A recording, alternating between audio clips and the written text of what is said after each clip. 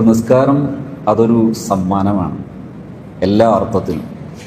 വ്യക്തിപരമായി ഒരു മനുഷ്യൻ്റെ ജീവിതത്തിൽ നിസ്കാരം സൃഷ്ടിക്കുന്ന മാറ്റങ്ങളെക്കുറിച്ച് മനസ്സിലാക്കിയാൽ നിസ്കാരം ഒരു സമ്മാനമാണ്.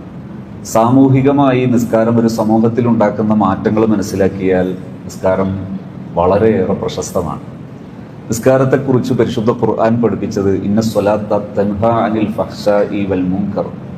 എല്ലാത്തരം ഫഹ്ശാ എന്നതിനെക്കുറിച്ച് വിശദീകരിക്കുന്ന സമയത്ത് ഖുർആൻ വ്യാഖ്യാതാക്കളൊക്കെ പറഞ്ഞത് സിന പോലെയുള്ള വഷളത്തരങ്ങൾ. സിന ഒരു വഷളത്തരമാണ്, വ്യഭിചാരം. അത്തരം വഷളാകുന്ന തെറ്റുകൾ അഥവാ ഒരു മനുഷ്യന്റെ വൈകാരികത മനുഷ്യനെ പെടുത്തിക്കളയുന്ന തെറ്റുകൾ.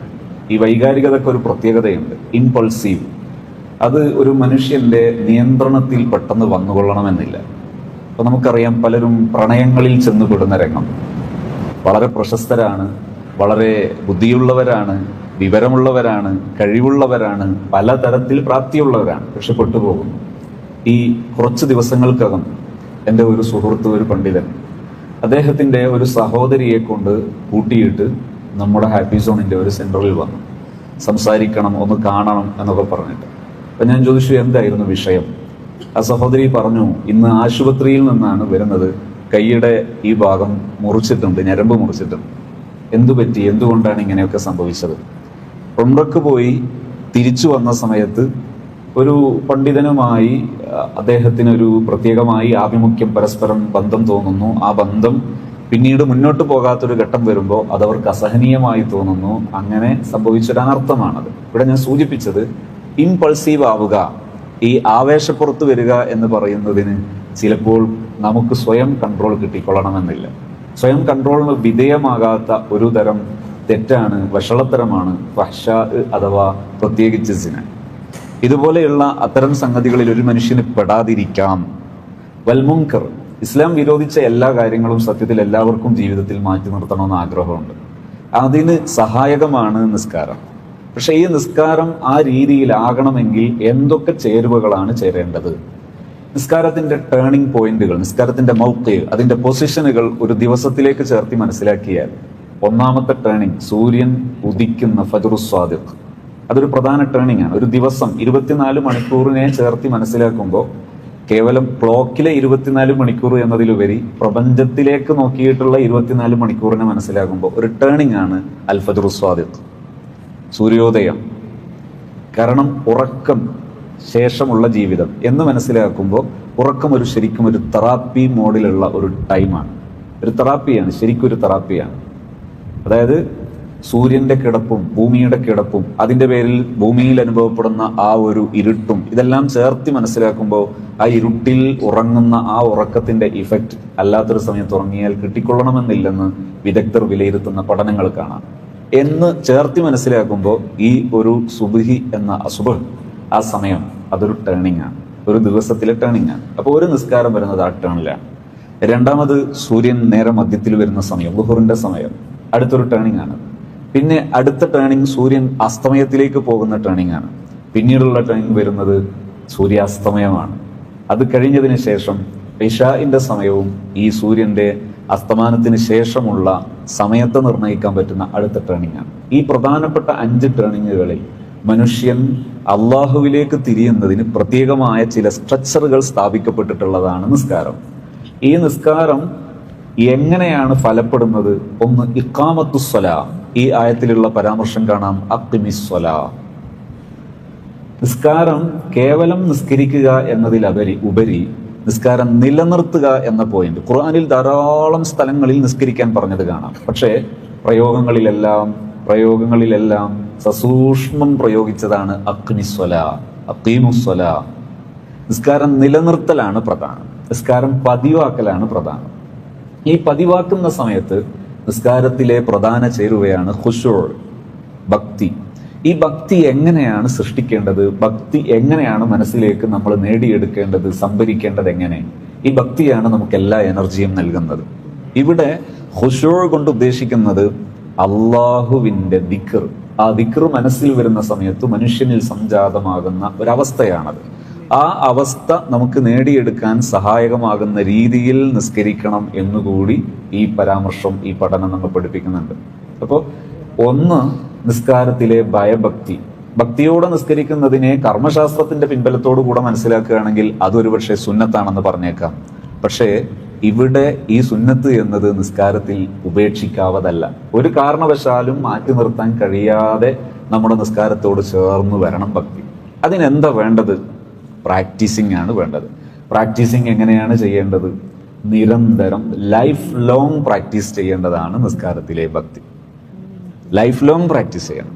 ലൈഫ് ലോങ് പ്രാക്ടീസ് ചെയ്യുന്ന സമയത്ത് ഭക്തിക്ക് വേണ്ടി പല ആംഗിളിലൂടെ നമുക്ക് നോക്കിക്കാണാവുന്ന ഒരു വിഷയം കൂടിയാണ്. അത് മനസ്സിലാക്കിയിട്ടാണ് ഭക്തിയെക്കുറിച്ച് ചർച്ച ചെയ്യേണ്ടതും ഭക്തിക്ക് വേണ്ടി പ്രാക്ടീസ് ചെയ്യേണ്ടതൊക്കെ അങ്ങനെയാണ്. ഒന്നാമത്തത് ബോധ്യമാണ്. അഥവാ നമ്മൾ പള്ളിയിൽ കിടന്നാണ് പലപ്പോഴും നിസ്കരിക്കുന്നത്. നിസ്കാരത്തെക്കുറിച്ച് പറയുമ്പോൾ നിസ്കാരത്തിന്റെ മാർഗനിർദ്ദേശങ്ങളിൽ പ്രധാനപ്പെട്ട ഒന്നാണ്, ഒരു നാട്ടിൽ ഒരു 40 പുരുഷന്മാരുണ്ടെങ്കിൽ അവിടെ പബ്ലിക്കായി ഒരു ജമാഅത്ത് നടക്കണം. പബ്ലിക്കായിട്ടൊരു ജമാഅത്ത് നടക്കണം. നിസ്കാരത്തിന്റെ ഒരു ആംഗിളാണത്. അഥവാ സോഷ്യലി ഈ നിസ്കാരം എങ്ങനെ ഒരു ക്രിയാത്മകമാകുന്നു എന്ന് പഠിപ്പിക്കുന്ന ഒരു ഭാഗമാണത്. വിശദമായി ഞാൻ ഇന്ന് ആ ഭാഗത്തേക്ക് കടക്കുന്നില്ല. രണ്ടാമത്തത് എന്താണ്? ഒരാൾ പള്ളിയിലേക്ക് കടക്കുമ്പോഴും തിരിച്ചു വരുമ്പോഴും ഒരേ മൈൻഡോടുകൂടെയാണെങ്കിൽ ഭയപ്പെടേണ്ട ഒരു വിഷയമാണത്. പള്ളിയിലേക്ക് കടക്കുന്നതും തിരിച്ചു പുറപ്പെടുന്നതും യാതൊരു വ്യത്യാസവും ഇല്ലാത്ത മൈൻഡാണെങ്കിൽ ഭയപ്പെടണം. പള്ളിയിലേക്ക് കടന്ന് തിരിച്ചു വരുമ്പോൾ നേടിയിട്ടേ പോരാവും. അള്ളാഹുവിനെ കുറിച്ച് നമ്മുടെ മനസ്സിൽ സ്ഥിരപ്പെടുത്തേണ്ട പ്രധാനപ്പെട്ട ഒരു ധാരണയെക്കുറിച്ച് ഞാൻ പറഞ്ഞൊരു സ്റ്റേറ്റ്മെന്റാണിത്. ഞാൻ പറഞ്ഞതെന്ന് പറഞ്ഞാൽ എൻ്റെ വാക്കുകളല്ല, മഹാന്മാരുടെ വാക്കുകളാണ്.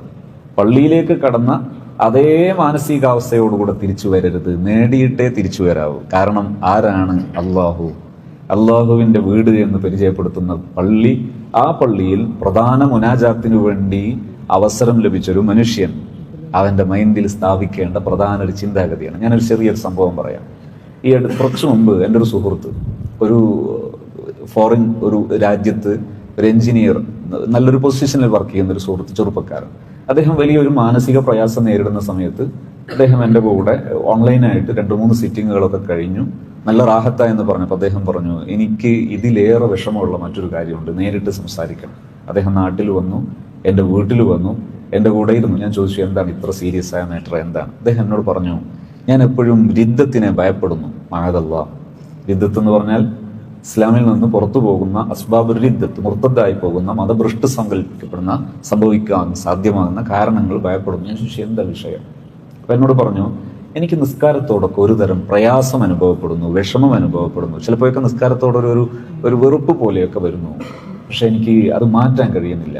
ഞാൻ അദ്ദേഹത്തെ ഇരുത്തി സംസാരിച്ചു. അദ്ദേഹത്തിന്റെ മെമ്മറിയിലെ ലോക്കുകൾ പരിശോധിച്ച് നോക്കുമ്പോൾ അദ്ദേഹത്തിന് അറിയാവുന്ന നിസ്കാരം നിസ്കരിച്ചിട്ടില്ലെങ്കിൽ ശിക്ഷ കിട്ടുന്ന ഒരു നിസ്കാരമുണ്ട്. ആ നിസ്കാരം മാത്രമാണ് അദ്ദേഹം കേട്ടുപഠിച്ചത്. നിസ്കാരം ഉപേക്ഷിച്ചാൽ ശിക്ഷ കിട്ടും, അങ്ങനെ ഒരു നിസ്കാരം മാത്രമേ അദ്ദേഹം പഠിച്ചിട്ടുള്ളൂ. സത്യത്തിൽ നിസ്കാരം അങ്ങനെയാണോ? നിസ്കാരം നിർബന്ധമാകുന്നത് എങ്ങനെയാ? നമുക്കറിയാവുന്ന നിസ്കാരം നിർബന്ധമാകുന്നതിന്റെ ആ ജേണി, ആ ഒരു വാക്യത്ത്, ആ ഒരു സംഭവം മുത്തുനബി സല്ലല്ലാഹു അലൈഹി വസല്ലമ തങ്ങളുടെ ജീവിതത്തിൽ ആമുൽ ഹുസ്ൻ, ദുഃഖവർഷം എന്ന് വിളിക്കപ്പെടുന്ന നബിതങ്ങളുടെ ജീവിതത്തിൽ തണൽ വൃക്ഷങ്ങളായിരുന്ന ബഹുമാനപ്പെട്ട ഖദീജത്തുൽ കുബ്ര ഉമ്മുന റളിയല്ലാഹു അൻഹ, മഹദി വഫാത്തായ വർഷം നബിതങ്ങളുടെ ജീവിതത്തിലെ തണൽ വൃക്ഷമാണ്. നബിതങ്ങളുടെ ജീവിതത്തിലെ മറ്റൊരു തണലായിരുന്നു അബൂ ത്വാലിബ്, പിതൃ സഹോദരൻ, വഫാത്തായ വർഷം. ഈ വർഷം നബി സല്ലല്ലാഹു അലൈഹി വസല്ലം തങ്ങളുടെ പ്രധാന തണൽ വൃക്ഷങ്ങൾ നഷ്ടപ്പെട്ട സമയത്ത് ത്വായിഫിലേക്ക് നബിതങ്ങൾ യാത്ര ചെയ്യുന്നു. ത്വായിഫിൽ വെച്ച് വളരെ വേദനാജനകമായ അനുഭവം ഉണ്ടാകുന്നു. മുത്തുനബി സല്ലല്ലാഹു അലൈഹി വസല്ലം തങ്ങൾക്കെതിരെ കല്ലേറും കൂക്കുവിളിയും ആക്ഷേപവും അപഹസിക്കലും ഉണ്ടാകുന്നു. ഇത്തരം ഒരു സാഹചര്യത്തിൽ നബി സല്ലല്ലാഹു അലൈഹി വസല്ലം തങ്ങൾക്ക് ഈ മനുഷ്യ ചരിത്രത്തിലെ അത്യപൂർവമായൊരു ടൂർ, വളരെ അടിപൊളി ഒരു ടൂർ, ആ ടൂറിൽ എല്ലാ കാഴ്ചയും എല്ലാം തികഞ്ഞ ഒരു ടൂർ. ആ ടൂർ കഴിഞ്ഞിട്ട് അതിലെ ഗിഫ്റ്റ് ആയിട്ടാണ് നിസ്കാരം തരുന്നത്. ഇനി നിസ്കാരത്തെക്കുറിച്ച് നമുക്കറിയാവുന്ന ടൈറ്റിൽ ഏതാ? മുനാജാത്തുൽ മുഅ്മിൻ, ഒരു വിശ്വാസിയുടെ അള്ളാഹുവുമായുള്ള സംഭാഷണം. ഇതിലേറെ മഹത്വം എന്താ ഉള്ളത്? ഇതിലേറെ ഈ ഒരു മൊമെന്റ് ഗിഫ്റ്റ് ആകാൻ ഇനി എന്താ വേണ്ടത്? നിസ്കാരം മിഅ്റാജുൽ മുഅ്മിൻ, ഒരു വിശ്വാസിക്ക് മിഅ്റാജാണ് നിസ്കാരം. ഇങ്ങനെയുള്ള നിസ്കാരത്തെക്കുറിച്ച് നാം ആദ്യം നമ്മുടെ മനസ്സിൽ വരേണ്ടത്, നിസ്കാരം അള്ളാഹു നമുക്ക് തന്ന ഒരു ഗിഫ്റ്റഡ് മൊമെന്റ്, ഒരു സമ്മാന സമയമാണ്. നിസ്കരിക്കാൻ വേണ്ടി നിൽക്കുമ്പോൾ അല്ലെങ്കിൽ പള്ളിയിലേക്ക് കടക്കുമ്പോൾ കൽബിൽ നമ്മൾ സാധാരണ നമ്മളെ നാടൻ വൈബ് ലാംഗ്വേജിൽ പറഞ്ഞാൽ ഒരു ലഡു പൊട്ടണം. അൽഹംദുലില്ലാ, എനിക്ക് നിസ്കരിക്കാൻ പള്ളിയിലേക്ക് കാലെടുത്ത് വെക്കാൻ കഴിഞ്ഞല്ലോ, അല്ലാഹുമ്മ അഫ്തഹ് ലി അബ്വാബ റഹ്മതിക് എന്ന ആ ദുആ വരുമ്പോൾ കൽബിൽ പൊട്ടണം. നമ്മൾ ഏത് പൊസിഷനിൽ ഇരിക്കുന്നവരാണെങ്കിലും, പണ്ഡിതന്മാരുണ്ടാകാം, മുത്തഅല്ലിമീങ്ങളുണ്ടാകാം, ജോലികൾ ചെയ്യുന്നവരുണ്ടാകാം, അക്കാദമിക് സ്റ്റഡീസ് നടത്തുന്നവരുണ്ട്, ഏത് ഏരിയയിലുള്ളവരാണെങ്കിലും നമുക്ക് ജീവിതത്തിൽ ഏതേത് അപാകതയുണ്ടെങ്കിലും മനസ്സ് അള്ളാഹുവിന്റെ വീട്ടിലേക്ക് കടക്കുമ്പോൾ ഒരു പ്രതീക്ഷയുടെ നാമ്പ് പൊട്ടുവിടരണം. അള്ളാഹുവിനെ നമ്മുടെ ദോഷങ്ങൾ പൊറുക്കാൻ, നമ്മളെ സ്വീകരിക്കാൻ യാതൊരു തടസ്സവും ഇല്ലാത്ത വിശാലമായ കാരുണ്യത്തിന്റെ ഉടമയാണ് അള്ളാഹു. അങ്ങനെയുള്ള അള്ളാഹുവിന്റെ വീട്ടിലേക്ക് നാം പ്രവേശിക്കുന്ന സമയം നമ്മുടെ കൽബിൽ ഒരു തരം ആവേശത്തിന്റെ, ഒരു തരം ഇഷ്ടത്തിന്റെ, വിനോദത്തിന്റെ ഒരു നാമ്പ് ഉടലെടുക്കണം. അതോടൊപ്പം തന്നെ ഭക്തിയും ഉണ്ടാകണം. പരമോന്നതനായ അള്ളാഹുവിന്റെ വീട്ടിലേക്ക് പോകാൻ, അള്ളാഹുവിന്റെ വീട്ടിലെത്തിപ്പെടാൻ, അള്ളാഹുവിന്റെ മുനാജാത്തിന് ഒരു അവസരം. ഈ ചിന്തയുള്ള ഈ ഒരു ഗിഫ്റ്റഡ് മൊമെന്റിനെ കുറിച്ചാണോ നീ ശിക്ഷ ഭയപ്പെടുന്ന ഒരു കണ്ടന്റായി, ഒരു കോണ്ടെക്സ്റ്റ് ആയിട്ട് അതിനെ കാണുന്നത്? അതൊരു മോശമായി പോയി. മറിച്ച് ഇതൊരു അവസരമാണ്, ഇതൊരു ഓപ്പർച്യൂണിറ്റിയാണ്. ഇത്രയും പറഞ്ഞു തീർന്നപ്പോൾ എൻ്റെ കൈ പിടിച്ചിട്ട് പറഞ്ഞു, എൻ്റെ എല്ലാ പ്രശ്നവും തീർന്നു. ഇനി എനിക്ക് നിസ്കാരത്തിൽ ഈ പ്രയാസം ഉണ്ടാവില്ല, ഇനി എനിക്ക് നിസ്കാരത്തിൽ ഈ വിഷമം ഉണ്ടാവില്ല. അപ്പൊ നിസ്കാരത്തിലെ ഖുശൂഇന്റെ അടിസ്ഥാന ശിലയാണ് ഈ ബോധ്യം. ഈ ബോധ്യമാണ് നമ്മുടെ മനസ്സിൽ ഇഷ്ടം നിറയ്ക്കുന്നത്, നമ്മുടെ മനസ്സിൽ പ്രതീക്ഷ നിറയ്ക്കുന്നത് ഈ ബോധ്യമാണ്. ഈ ബോധ്യത്തിന്റെ പുറത്ത് നിസ്കാരത്തിലേക്ക് കടന്ന് ശീലിക്കുന്ന സമയം ഓരോ ദിവസം കൂടുമ്പോഴും നമുക്ക് അത് കൂടി വരണം. ഇത് കൂടാനുള്ളൊരു മാർഗം എന്താണ്? ഒരു മനുഷ്യന് ജീവിതത്തിൽ തുടക്കം മുതൽ അവസാനം വരെ ഒരു ഗുരുനാഥൻ എപ്പോഴും ആവശ്യമാണ്. നമുക്ക് നമ്മുടെ വീട്ടിലെ, നമ്മുടെ മദ്രസയിലെ ഉസ്താദ് നമ്മുടെ ഗുരുനാഥനാണ്. അത് കഴിഞ്ഞ് നമ്മൾ ദർസിലാണ് പഠിക്കുന്നതെങ്കിൽ നമ്മുടെ ഉസ്താദ് നമ്മുടെ ഗുരുനാഥനാണ്. നമ്മുടെ ആ ഉസ്താദ് നമ്മുടെ എല്ലാ അർത്ഥത്തിലും നമുക്ക് സമീപിക്കാവുന്ന ഗുരുനാഥനാണ്. അങ്ങനെ നമ്മുടെ നാട്ടിൽ നമുക്ക് ദീനീ ദഅവത്ത് നടത്തുന്ന, നമുക്ക് ദീനിന് നേതൃത്വം നൽകുന്ന സർവാംഗീകൃതരായ നമ്മുടെ പണ്ഡിതന്മാരാൽ അംഗീകരിക്കപ്പെടുന്ന പണ്ഡിതന്മാർ, അത്തരം പണ്ഡിതന്മാരുടെ മുമ്പിൽ എപ്പോഴും നമ്മൾ ഈ നിസ്കാരത്തിലെ സ്ഥിതിവിശേഷത്തെക്കുറിച്ച് ജസ്റ്റ് ഒരു മാസത്തിൽ ഒരു തവണയെങ്കിലും വിലയിരുത്തണം. സത ഇങ്ങനെയാണോ വേണ്ടത്, ഞാനിപ്പോൾ ഇങ്ങനെയാണ് പോകുന്നത്, ഒരു വിലയിരുത്തൽ വേണം. കാരണം ഇത് നമ്മുടെ പ്രധാന മുതലാണ്, ഇത് നമ്മുടെ പ്രധാന അവലംബമാണ്. ഈ അവലംബം നിരന്തരം വിലയിരുത്തി, നിരന്തരം പരിഷ്കരിച്ച് മുന്നോട്ട് പോകേണ്ട ഒരു സാധനമാണ്. അതുകൊണ്ട് തന്നെ ഈ ആയത്തിൽ അടുത്തൊരു പരാമർശം കാണാം, വലദിക്റുല്ലാഹി അക്ബർ. അഖ്മിസ്സലാ എന്ന് പഠിപ്പിച്ച ഈ ഒരു പ്രയോഗം അവസാനിപ്പിക്കുന്നത് എവിടെയാണെന്നറിയോ? ഒരു മുഅ്മിനായ മനുഷ്യന്റെ കൽബിൽ നിസ്കാരം തിരിച്ചൊരു പ്രതീക്ഷ ഉണ്ടാക്കണം. അല്ലാഹു എന്നെയും പരിഗണിക്കും. നമ്മൾ പള്ളിയിലേക്ക് കടക്കുന്ന സമയത്ത് നമ്മുടെ മനസ്സ് തിരിയുന്നത് പ്രപഞ്ചനാഥനായ സർവ സൃഷ്ടാവായ അള്ളാഹുവിലേക്കാണ്. അള്ളാഹുവിന് നമ്മുടെ ദോഷം പൊറുക്കാൻ നമ്മുടെ ഭാര്യയുടെയോ നമ്മുടെ ബാപ്പയുടെയോ നമ്മുടെ ഉമ്മയുടെയോ സഹപാഠിയുടെയോ ആരുടെയും പെർമിഷൻ വേണ്ട. അവരെ മുമ്പിലുള്ള ഞാനല്ല, അള്ളാഹുവിന്റെ മുമ്പിലുള്ള ഞാൻ. എൻ്റെ മനസ്സ് അള്ളാഹു അറിയും. എൻ്റെ പരിസരത്തുള്ള, എൻ്റെ കൂടെ ജീവിക്കുന്ന എൻ്റെ സഹജീവികൾ, അവനെൻ്റെ കുറ്റമേ അറിയുള്ളൂ, എൻ്റെ മനസ്സ് അവരറിയില്ല. ഒരു കുറ്റം ചെയ്തു പോയാൽ മുഅ്മിനായ മനുഷ്യന്റെ മനസ്സെന്താണ്? അള്ളാഹു പൊറുക്കുന്നവനാണ്, അള്ളാഹു എപ്പോഴും പുറത്തു തരുന്നവനാണ്. ഈ പ്രതീക്ഷയുള്ളവനാണ് മുഅ്മിൻ. ഈ പ്രതീക്ഷയുള്ളവനാണ് മുഅ്മിൻ. ഈ പ്രതീക്ഷയുടെ മറുവശം, അഥവാ ഞാൻ കുറ്റമുള്ളവനാണ്, ഞാൻ ദോഷമുള്ളവനാണ്, ഞാൻ പോരായ്മയുള്ളവനാണ്, ഞാനൊന്നും ദുആ ചെയ്തിട്ട് കാര്യമില്ല, ഞാനൊന്നും ഇങ്ങനെ നന്നാകാൻ ശ്രമിച്ചിട്ട് കാര്യമില്ല എന്ന് ചിന്തിക്കുന്നത് അപകടകരമായ ചിന്തയാണ്. ഒരിക്കലും ഒരു സത്യവിശ്വാസിക്ക് അത് ഭൂഷണമല്ല. ഒരു സത്യവിശ്വാസിയുടെ സ്റ്റൈൽ എന്താണ്? അവന്റെ വേഷത്തിൽ ഇച്ചിരി മോശമായാലും, നിറത്തിൽ ഇച്ചിരി വ്യത്യാസം വന്നാലും, അല്ലെങ്കിൽ കഴിവുകളിൽ മറ്റു പലരും കഴിവെന്ന് പറയുന്നത് കൂടെ ഇല്ലെങ്കിൽ പോലും അള്ളാഹുവിന്റെ മുമ്പിൽ അവൻ സ്വീകാര്യനാണ്. അള്ളാഹുവിന്റെ മുമ്പിൽ അത് സ്വീകാര്യനാണ്. വിശ്വാസിയുടെ കഥ അങ്ങനല്ലേ? വിശ്വാസി അങ്ങനെയാണ്. എപ്പോഴും മുസ്ലിമിന്, ഒരു വിശ്വാസിക്ക് നന്മ മാത്രമേ ഉള്ളൂ. ഇന്ന സ്വബത്തുഹു സർറ ശക്ര ഫകാന ഖൈറൻ ലഹു. അഭിവൃദ്ധി ഉണ്ടായാൽ, ജോലി കിട്ടി, സമ്പത്ത് കിട്ടി, പ്രശസ്തി ഉണ്ടായി, അംഗീകാരം ഉണ്ടായി, അപ്പോഴെല്ലാം ഖൈറാണ്. കാരണം ശക്റാണ്, നന്ദി ഉണ്ടാകും. അൽഹംദുലില്ലാ. ഒരു ദിവസം ബിസിനസ് ഉഷാറായി, അൽഹംദുലില്ലാ, അതിന് ഖൈറാണ്. നല്ലൊരു ജോലി കിട്ടി, അൽഹംദുലില്ലാ, ഖൈറാണ്. ഗ്രാറ്റിറ്റ്യൂഡ് ഫുൾ ആയിരിക്കണം, ഹംദുള്ളതായിരിക്കണം, ശുക്റുള്ളതായിരിക്കണം ലൈഫ്. അങ്ങനെയാണെങ്കിൽ എല്ലാ നേട്ടങ്ങളും വീണ്ടും പ്രതിഫലം ഉണ്ടാക്കി തരും. ഇനി ഒരു ദോഷമോ പ്രയാസമോ അല്ലെങ്കിൽ ഒരു ജോലി നഷ്ടപ്പെട്ടതോ അല്ലെങ്കിൽ നമ്മുടെ ജോലി ബിസിനസ്സിൽ ചെറിയ തകർച്ച ഉണ്ടായാൽ എല്ലാം ഇൻ അസ്വാബത്തുഹു ദർറ, അവൻ ക്ഷമിക്കും. സ്വബറ, ക്ഷമ എന്ന് പറഞ്ഞാൽ പാനിക് മോഡിൽ പോകാതെ, വേദനിക്കുന്ന അവസ്ഥയിലേക്ക് പോകാതെ വേദനയെ കളയുന്നതിനാണ് ക്ഷമ എന്ന് പറയുന്നത്. വേദന ഉണ്ടാകും, പക്ഷെ ആ വേദന കളയുന്നതിനാണ് ക്ഷമ എന്ന് പറയുന്നത്. അസ്സബ്ർ ജസാഉഹു അൽ ജന്ന, ക്ഷമ അതിന് പ്രതിഫലം സ്വർഗമാണ്. അതുകൊണ്ട് തന്നെ ഈ ക്ഷമ ഒരു വിശ്വാസിക്കുണ്ടെങ്കിൽ ഫകാന ലഹു ഖൈർ, ദാരിദ്ര്യായാൽ ഖൈറാണ്, നഷ്ടമൊന്നുമില്ല. ജോലി പോയി നഷ്ടമൊന്നുമില്ല, എല്ലാം ഖൈറാണ് ഒരു വിശ്വാസി. ഇങ്ങനെയുള്ള മനുഷ്യൻ നിസ്കരിക്കാൻ വേണ്ടി വരുമ്പോൾ അവന്റെ മൈൻഡിൽ പ്രതീക്ഷയാണ്. എന്നെ വലദിക്റുല്ലാഹി അക്ബർ, അള്ളാഹു എന്നെ തിരിച്ചും പരിഗണിക്കും. അവന്റെ വീടായ പള്ളിയിൽ നമ്മൾ പ്രത്യേകിച്ച് ജമാഅത്തായിട്ട് നിസ്കരിക്കാൻ ഭാഗ്യം ലഭിക്കുമ്പോൾ ചിന്തിക്കേണ്ട മറ്റൊരു ചിന്തയാണ്, ഓരോ ജമാഅത്തും അതൊരു സ്പിരിച്വൽ ഗാദറിങ്. ഈ സ്പിരിച്വൽ ഗാദറിങ്ങിന്റെ മഹത്വം എന്താ? സ്പിരിച്വലി എനർജി നമ്മുടെ ഊർജത്തിൽ പോസിറ്റീവായി നമ്മളെ മാറ്റിമറിക്കുന്ന ഒന്നാണ് ജമാഅത്ത്. ഒരു ജമാഅത്തിൽ പങ്കെടുക്കുമ്പോൾ കേവലം ഒറ്റ ഇമാമ് മാത്രമേ നല്ല ആളുള്ളൂ എന്ന് സങ്കല്പിക്കുക. എന്നാൽ പോലും നമ്മളിൽ അള്ളാഹു നല്ല ആളുടെ ആ ഒരു ഗണനയിലേക്ക് നമ്മളെ തിരിച്ച് അങ്ങോട്ട് പരിഗണിക്കാൻ കാരണമാകുന്നതാണ് ജമാഅത്ത്. അതാണ് സ്പിരിച്വൽ ഗാദറിങ്ങിന്റെ സ്പെഷ്യാലിറ്റി, ആത്മീയ ഒത്തുചേരൽ. ആ ഒരു ജമാഅത്തിലൊക്കെ പങ്കെടുക്കുന്ന നമ്മൾ പ്രതീക്ഷയോടെ തിരിച്ചിറങ്ങും. എന്നെ എൻ്റെ റബ്ബ് തിരിച്ചും പരിഗണിക്കും. ഈ നിസ്കാരം കഴിഞ്ഞ് ഞാൻ തിരിച്ചിറങ്ങുമ്പോൾ മനസ്സിന്റെ ഉള്ളിൽ അങ്ങനെ ഒരു രത്നക്കല്ല് ഓരോ നിസ്കാരം കഴിഞ്ഞ് പള്ളിയിൽ നിന്ന് പുറത്തിറങ്ങുമ്പോഴും സൂക്ഷിക്കണം. എന്നെ എൻ്റെ റബ്ബ് തിരിച്ചു പരിഗണിക്കും. എനിക്കെന്ത് പോരായ്മയുണ്ടെങ്കിലും എൻ്റെ ഉമ്മയേക്കാൾ എത്രയോ മടങ്ങ് എന്നോട് കരുണയുള്ളവനാണ് എൻ്റെ റബ്ബ്. എൻ്റെ ബാപ്പയേക്കാൾ എത്രയോ കരുണയുള്ളവനാണ് എൻ്റെ റബ്ബ്. ആ റബ്ബ് എന്നെ സ്വീകരിക്കും. ഈ പ്രതീക്ഷയോടെ തിരിച്ചറിയുന്ന ഒരു വിശ്വാസി, അതാണ് ഞാൻ നിസ്കാരത്തെക്കുറിച്ച് പറയുമ്പോൾ പറഞ്ഞത്. നിസ്കാരം കഴിഞ്ഞ് പള്ളിയിൽ നിന്ന് പുറത്തിറങ്ങുമ്പോൾ ഒരു വലിയ പ്രതീക്ഷയുടെ ഒരു രത്നക്കല്ല് കൽബിന്റെ ആ ഒരു അറയിലേക്ക് പുതുതായി എടുത്തു വെക്കാൻ കഴിയണം. അള്ളാഹു തൗഫീഖ് നൽകുമാറാകട്ടെ. ഇന്ന് സംസാരം ദീർഘിപ്പിക്കുന്നില്ല. പക്ഷെ എല്ലാ ദിവസവും ഇതുപോലെ ഒരു സമയം, അസറിന് ശേഷമുള്ള ഒരു സമയം തൗഫീഖ് ചെയ്താൽ ഇത് ലൈവായിട്ട് കൂടി ഒന്ന് സംപ്രേഷണം ചെയ്യണമെന്നാണ് ആഗ്രഹിക്കുന്നത്. അതിൽ നമ്മൾ ഉദ്ദേശിക്കുന്നത് ഇതാണ്: മതപഠനം എന്നത് ഇന്നദ്ദീന യുസ്റുൻ, ദീൻ എപ്പോഴും എളുപ്പമാണ്.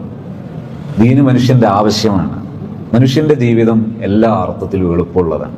ജീവിതത്തെക്കുറിച്ച് പലപ്പോഴും തെറ്റിദ്ധാരണയുടെ പേരിൽ പലരും പറഞ്ഞു വെക്കുന്നതാണ് ജീവിതം പ്രയാസകരമാണ്, ജീവിതത്തിന്റെ രണ്ടറ്റം കൂട്ടിമുട്ടിക്കാൻ വലിയ പ്രയാസമാണ്. ഇതൊരു അജ്ഞതയാണ്.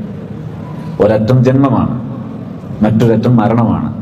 ജന്മം, നമ്മളിൽ ആരെങ്കിലും സ്വന്തം തീരുമാനപ്രകാരം ജനിച്ചവരുണ്ട്? ഇല്ല, നമ്മുടെ കയ്യിലല്ല. പിന്നെ മരണം നമ്മളായിട്ട് ആലോചിച്ച് നമ്മളെ കയ്യിൽ കൊണ്ടുവരേണ്ട ആവശ്യമുണ്ടോ? ഇല്ല, ജീവിച്ചാൽ മതി. പരിശുദ്ധ ഖുർആനിൽ അള്ളാഹുവിന്റെ സമീപനം എന്താ? അലാ ഇന്ന ഔലിയ അല്ലാഹി ലാ ഖൗഫുൻ അലൈഹിം വലാ ഹും യഹ്സനൂൻ. ബുദ്ധിയുള്ള അള്ളാഹുവിന്റെ ഇഷ്ടദാസന്മാർ, അവരുടെ സ്വഭാവം എന്താണ്? അല്ലദീന ആമനു വകാനു യത്തഖൂൻ, തഖ്വയുള്ളവർ. അവരുടെ ലൈഫ് മോഡ് ലഹുമുൽ ബുശ്റാ ഫിൽ ഹയാത്തി ദുനിയ വഫിൽ ആഖിറ. ലഹുമുൽ ബുശ്റാ, അവർക്ക് എപ്പോഴും സന്തോഷമാണ്. ബിശാറത്ത്, ഈ സന്തോഷം എന്നതിന്റെ ഇസ്മു തഫ്ലീലാണ് അറബി വാചകത്തിലെ ഏറ്റവും ടോപ്പസ്റ്റ് മീനിങ്, ഏറ്റവും അർത്ഥമുള്ള വേർഡ്. ആ വേർഡിനെ വീണ്ടും മുഅന്നസാക്കി പ്രയോഗിച്ചാൽ അർത്ഥം കൂടുമെന്നാണ്. അപ്പൊ അൽ ബുശ്റ, അത് സത്യവിശ്വാസികൾക്കാണ്. എവിടെ? ആഖിറത്തിൽ മാത്രമല്ല. ആദ്യം ഖുർആൻ പറഞ്ഞത് ഫിൽ ഹയാത്തി ദുനിയ, ദുനിയാവിലെ ജീവിതത്തിൽ എന്നാണ് പറഞ്ഞത്. പിന്നെയാണ് വഫിൽ ആഖിറ, പരലോകത്ത് എന്ന് പറഞ്ഞത്. ഒരു ദിവസം ഞാൻ ഈ ഒരു വിഷയം സംസാരിച്ചൊരു സംസാരം യൂട്യൂബിൽ ഉണ്ടായിരുന്നു. അതിനാരോ ഒരാൾ കമന്റ് ചെയ്തു. കമന്റ് ഞാൻ കണ്ടിട്ടില്ല. ഇതൊക്കെ ഒരു അപ്രായോഗികമായ ആശയമാണ്. കാരണം അദ്ദേഹത്തിന്റെ ജീവിതത്തിൽ ഒരുപാട് പ്രയാസങ്ങൾ അനുഭവിക്കുന്നുണ്ടാകാം. ജീവിതത്തിൽ ജനിച്ചത് മുതൽ ഇതുവരെ പ്രയാസം അനുഭവിച്ചവരാണെന്ന് കാണാം. ചിലർക്കൊക്കെ അങ്ങനെ തോന്നാം. ചെറിയൊരു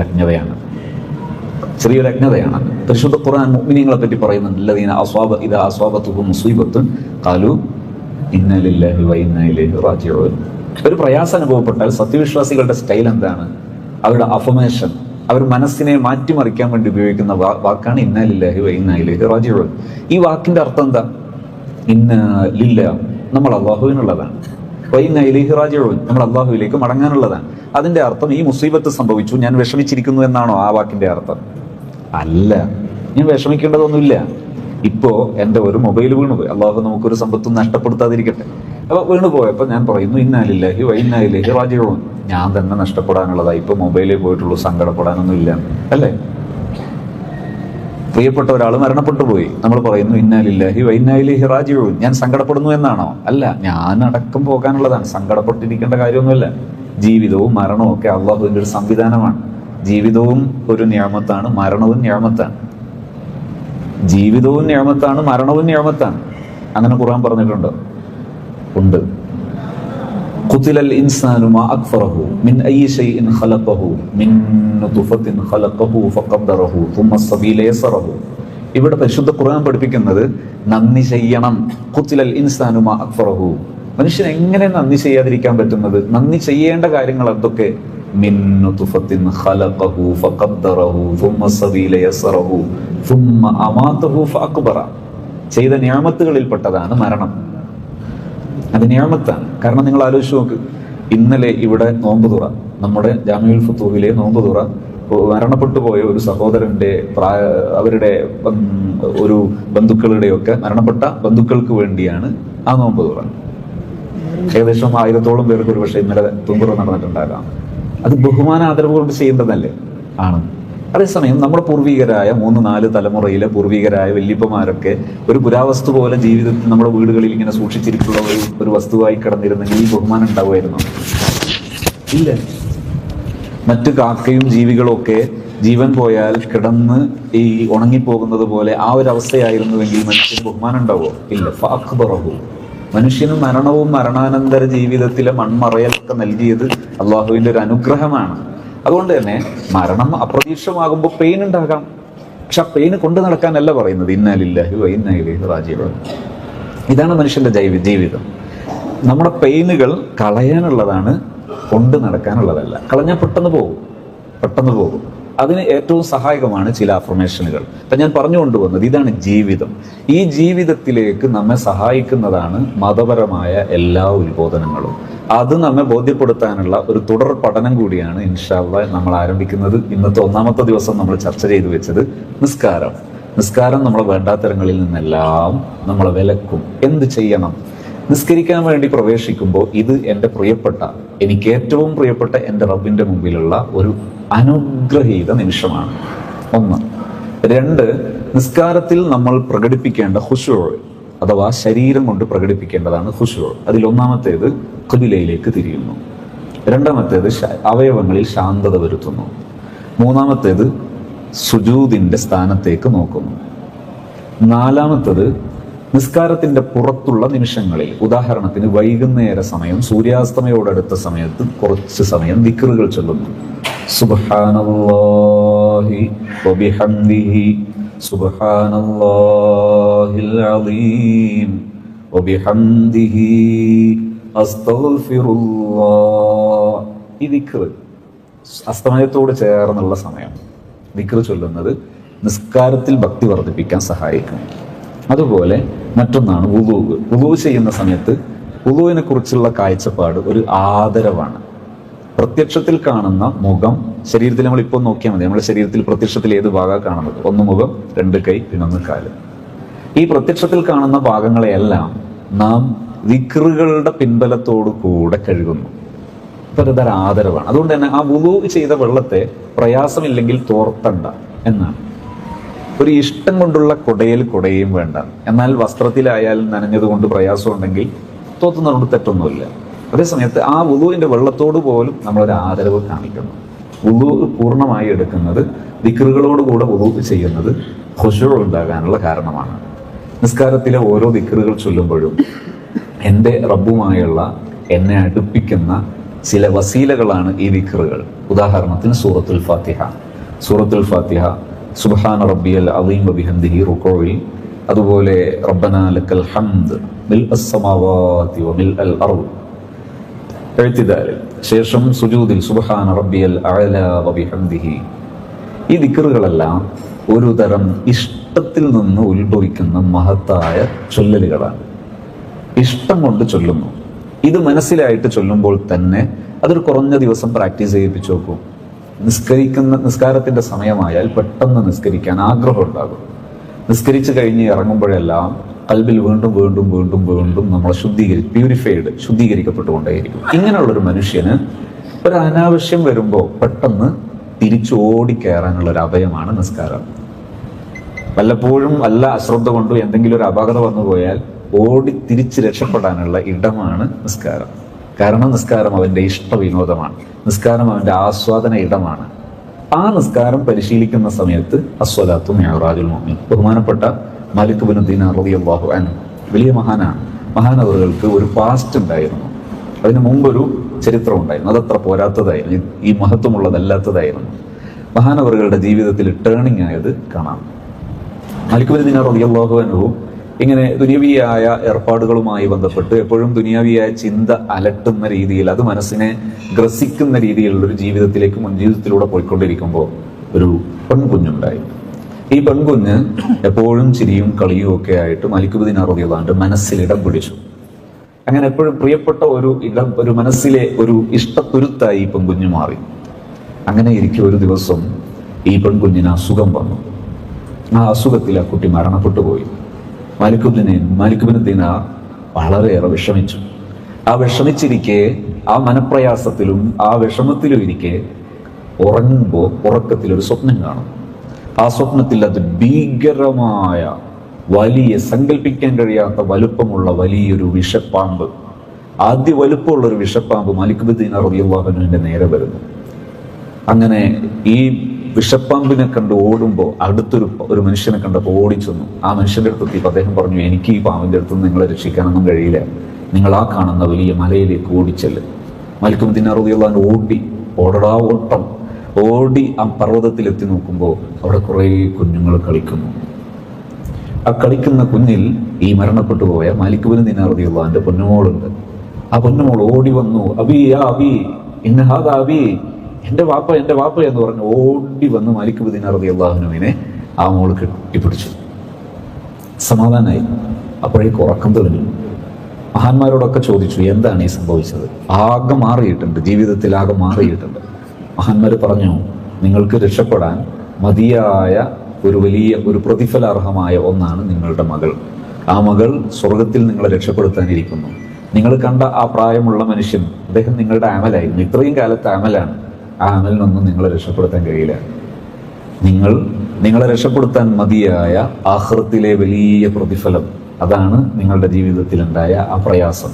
ഈ പ്രയാസത്തിൽ ക്ഷമിക്കാൻ നിങ്ങൾ സന്നദ്ധമാണെങ്കിൽ നിങ്ങളുടെ ജീവിതത്തിൽ വലിയ പ്രതീക്ഷയുടെ ലോകമാണ്. ഇത് കേൾക്കുമ്പോഴേക്ക് മാലിക് ഇബ്നു ദീനാർ റളിയല്ലാഹു അൻഹു മടങ്ങി എന്ന് മാത്രമല്ല, ജീവിതത്തിൽ കറാമത്തുകൾ ധാരാളം കണ്ട മഹാനാണ് മാലിക് ഇബ്നു ദീനാർ റളിയല്ലാഹു അൻഹു. ജീവിതത്തിൽ മാറി. ഇബാദത്തിന് വേണ്ടി, പ്രത്യേകിച്ച് നിസ്കാരത്തിന് വേണ്ടി വരുമ്പോൾ മാലിക് ഇബ്നു ദീനാർ റളിയല്ലാഹു അൻഹുവിന്റെ മനസ്സ് വീണ്ടും വീണ്ടും വീണ്ടും വീണ്ടും പ്യൂരിഫൈഡ് ആകുകയാണ്, ശുദ്ധീകരിക്കപ്പെടുകയാണ്. ഈ നിസ്കാരം ഒരു മനുഷ്യനെ ശുദ്ധീകരിക്കുന്ന രീതിയിലേക്ക് മാറാനുണ്ടായ ഒരു കാരണം, അത് ഈ സ്വപ്നമാണെങ്കിലും അവിടെ നിന്ന് അങ്ങോട്ട് മഹാനവറുകളെ നയിച്ചിരുന്ന പ്രധാനപ്പെട്ട ഒരു പോയിന്റ്, എൻ്റെ റബ്ബ് എന്ന പ്രതീക്ഷയാണ് നിസ്കാരത്തിലേക്ക് കടക്കുമ്പോഴെല്ലാം. ആ പ്രതീക്ഷയുള്ളത് കൊണ്ട് തന്നെ നിസ്കാരം നിരന്തരം മാലിക് ഇബ്നു ദീനാർ റളിയല്ലാഹു അൻഹുവിനെ മാറ്റിക്കൊണ്ടേയിരുന്നു. മാലിക് ഇബ്നു ദീനാർ റളിയല്ലാഹു അൻഹു അവിടുന്ന് അങ്ങോട്ടുള്ള ജീവിതത്തിൽ എല്ലായിടത്തിലും നമുക്ക് ധാരാളം ചരിത്രങ്ങളും കറാമത്തുകളും പറയാനും കേൾക്കാനും കഴിയുന്ന മഹാനാണ് മഹാനവറുകളുടെ ജീവിതത്തിൽ അവിടുന്ന് അങ്ങോട്ട് എൻ്റെ പ്രതീക്ഷ ഈ നിസ്കാരമാണ് എൻ്റെ പരലോകത്തേക്കുള്ള വഴികളിലെ ഏറ്റവും പ്രധാനപ്പെട്ടത് എന്ന തോന്നൽ, ആ ഒരു ചിന്ത കൽബിൽ തെളിഞ്ഞു വരികയും അവിടുന്ന് അങ്ങോട്ട് ജീവിതത്തിൽ പ്രധാനപ്പെട്ട ഒരു ടേണിംഗ് ആയി മാറുകയും ചെയ്തു. അള്ളാഹു അത്തരം മഹാന്മാരുടെ ചാരയെ ദുനിയാവിലെ ജീവിതത്തിൽ മനസ്സുകൊണ്ട് അവരുടെ ചാരയാകാനും ആഖിറത്തിലെത്തുമ്പോൾ അവരുടെയൊക്കെ കൂടെ ഒരുമിക്കാനും അള്ളാഹു തൗഫീഖ് നൽകുമാറാകട്ടെ.